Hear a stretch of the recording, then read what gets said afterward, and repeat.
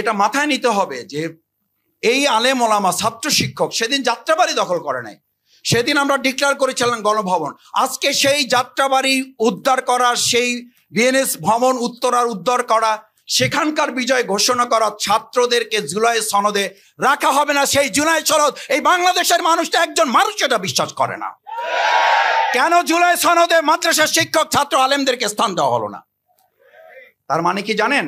আপনাদেরকে ইতিমধ্যে জানিয়ে দেওয়া হয়েছে মোল্লার কাজ শেষ, এখন সিন্নি শুধু পালা।